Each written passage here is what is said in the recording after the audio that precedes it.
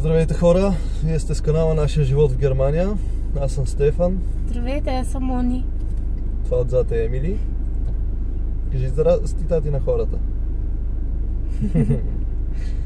Днес е събота.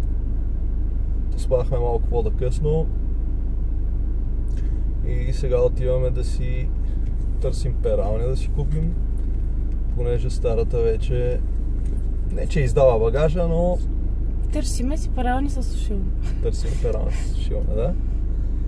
И след като приключим с това, отиваме. Тук до нас има един голям общински паркинг, Ексе, така известният Ексе Паркплац. На него се провежда 2 пъти в годината панаир и сега в момента има нещо като панаир, някакво събитие, което е с надуваеми замъци, батути, забавления за децата.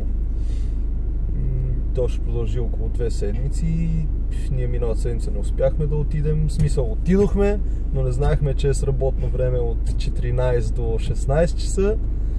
И отиването общо взето ни се провали. Да, ние бяхме в 6 часа там. 18. Да. И те тъкмо бяха затворили. Да. Та, така че днес ще успеем в работно време и малката да се позабавлява малко, да поскача по батутите.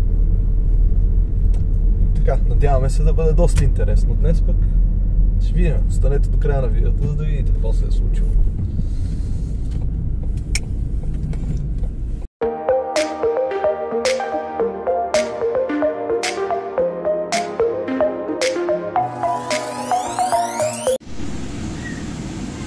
Ето ни отново, стигнахме вече на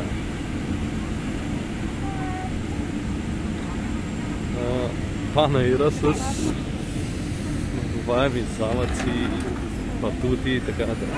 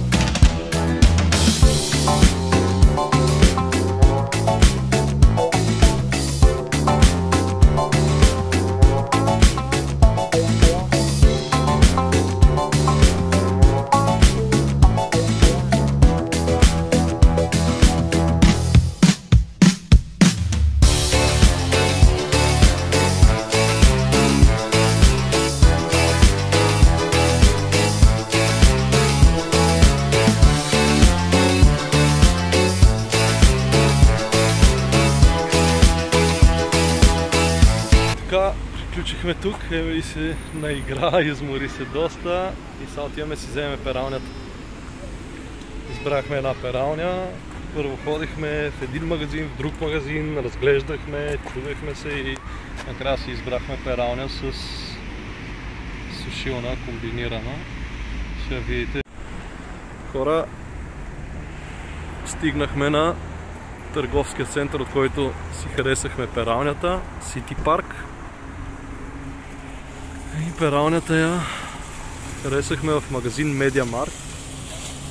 Имаме да я вземем.